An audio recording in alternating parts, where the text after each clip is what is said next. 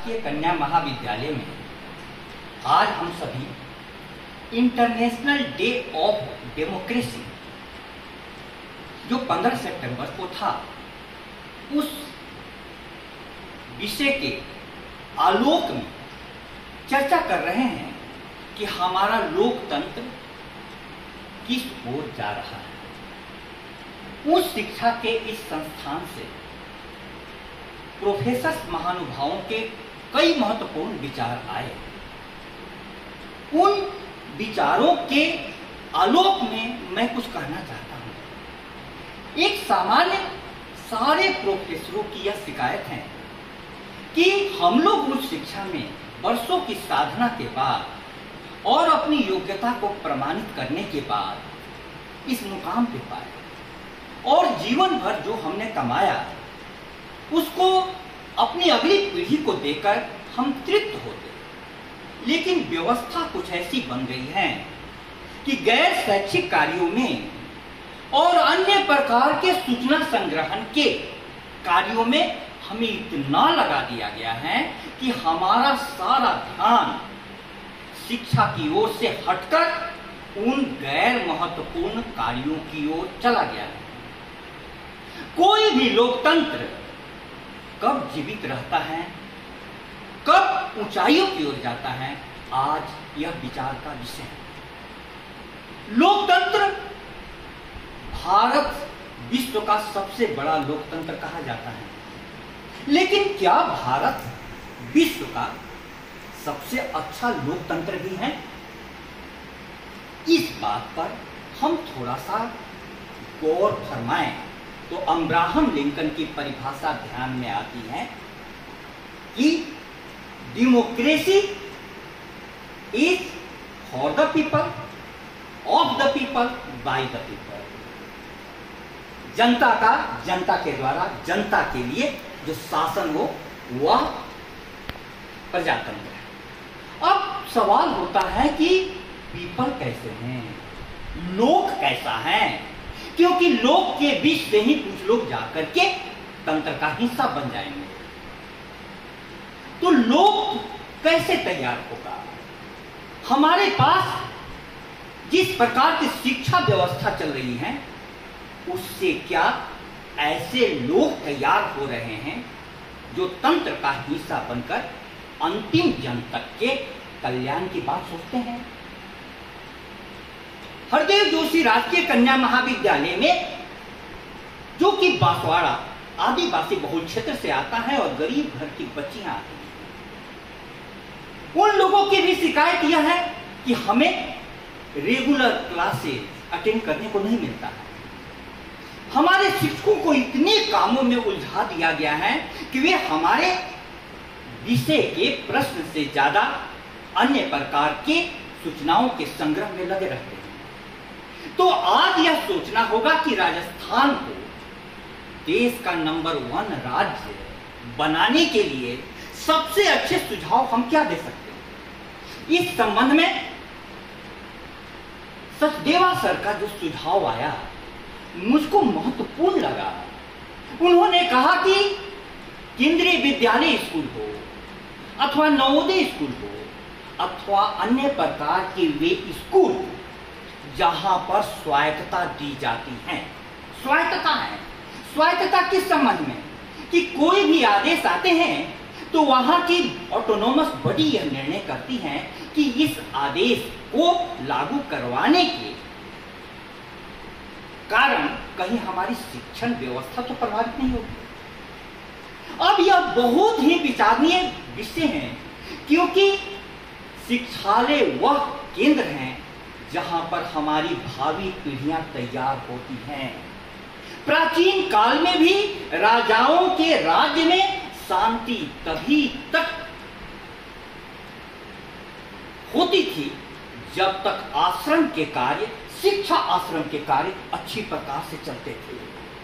आज यदि राजस्थान में छात्र संघ चुनाव को रोकना पड़ा तो उसका कारण क्या है?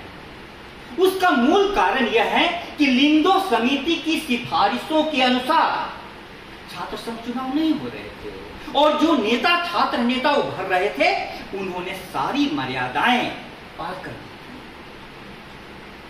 ये सारे उदाहरण क्या कह रहे हैं? यदि मन का निर्माण अच्छा हो, सुमन का निर्माण यदि शिक्षकों को करने दिया जाए, जिनके वचन, आचरण और जीवन से सबसे ज्यादा प्रभावी होते हैं बच्चे, तो हमारा लोकतंत्र अवश्य ही सफल होगा। मैं महकती हुई मिट्टी हूं किसी आंगन की, मुझको दीवार बनाने पे तुली है दुनिया। मैं महकती हुई मिट्टी हूं किसी आंगन की, मुझको दीवार बनाने पे तुली है दुनिया। लोहे को गलाकर जो हमने खिलौने ढाले, उनको हथियार बनाने पे तुली है दुनिया। इस महकती मिट्टी को शिक्षा जगत का एक उदाहरण दूं, उससे स्पष्ट होगा कि कुम्हार अपने मिट्टी से चिलम बना रहा था। शिक्षक गुजरा, उसने कहा कि कुम्हार क्या कर रहे हो? उसने कहा चिलम बना रहा हूं। शिक्षक ने कहा कि चिलम, ये तो खुद भी जलेगी, दूसरे को भी जलाएगी। तुम इससे घड़ा क्यों नहीं बनाते, जो स्वयं भी ठंडा रहेगा, दूसरे को भी ठंडा पानी देगा?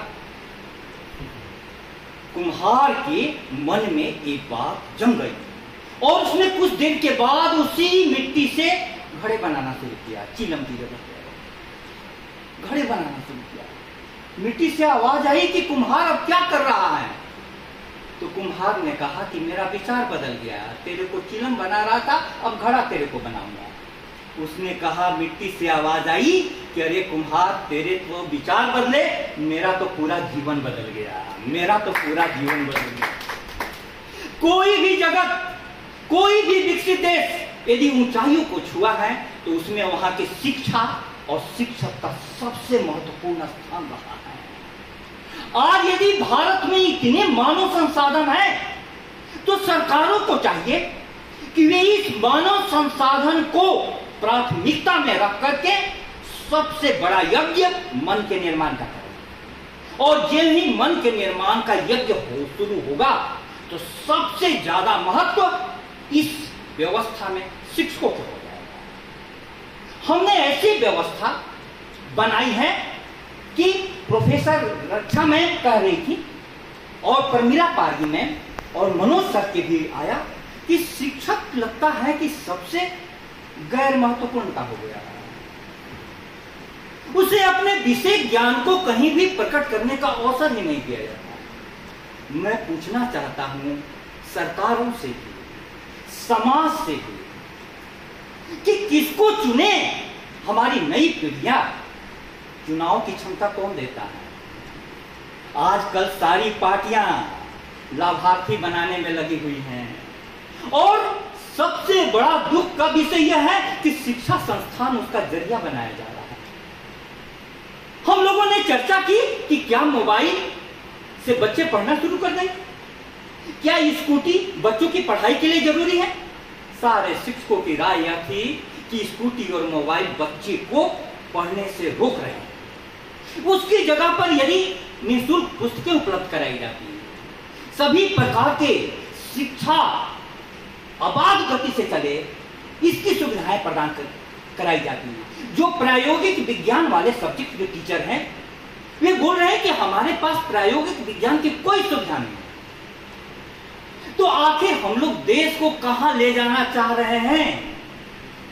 लोकतंत्र लोक की सजगता पर निर्भर करता है। Vigilance is the price of liberty. स्वतंत्रता की कीमत सजगता है। अब वह सजग नागरिक कैसे तैयार हो? सजग नागरिक के तैयार होते ही यदि आपने प्रत्येक यूनिट को तैयार कर दिया। भारत युवाओं का देश है, विश्व में सबसे ज्यादा युवा भारत के पास हैं, लेकिन बहुत बड़े विचारकों का कहना है कि जिस पर आप गर्व कर रहे हैं वो कल विनाश के कारण बन जाएंगे, क्योंकि उन्हें मालूम ही नहीं है किधर जाएं, मालूम ही नहीं है। जिन्हें अपना दशा और दिशा मालूम नहीं है, वह मानव बम बन जाएंगे।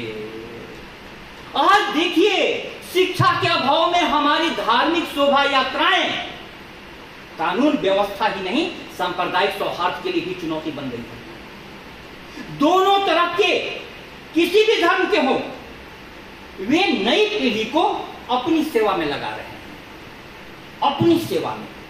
ये कैसा धर्म, कैसी धार्मिक शोभा जिसके कारण शांति भंग हो जाए, लोग मारे जाए, हजारों वाहन जल जाए?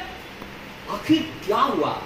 इस पर रिसर्च किया जाए तो पता चलेगा कि वे जो बच्चे हैं स्कूलों से दूर हो गए हैं, शिक्षक से दूर हो गए हैं। अभी एक रिपोर्ट आई है जो बताती है कि हमारी नई पीढ़ी अश्लील और हिंसक साइट्स की चपेट में है, सबसे ज्यादा चली गई है। मैं पूछना चाहता हूं कि जो शिक्षक से दूर रहेगा वो कहां जाएगा? ये शिक्षक को होना कोई सामान्य बात नहीं है। किसी भी इलाके में शिक्षा संस्थान होना कोई सामान्य बात नहीं है, क्योंकि वहां पर आकर करके बच्चे अपने जीवन को कहां से कहां ले जाते हैं। मैं राजनीतिक क्षेत्र में भी एक सुझाव जरूर देना चाहूंगा। वैज्ञानिक सोच विकसित करना हमारे संविधान के मौलिक कर्तव्यों में से भी एक है। आज मीडिया की भूमिका पर मैडम परमिला पारगी मैम ने कहा, आज मीडिया क्या जानकारी दे रहा है। मीडिया बटा हुआ है इस पक्ष में या उस पक्ष में। आज सूचनाओं के दौर में सबसे ज्यादा चुनौती हो गई है सही सूचना प्राप्त करना। वो सही सूचना कौन देगा?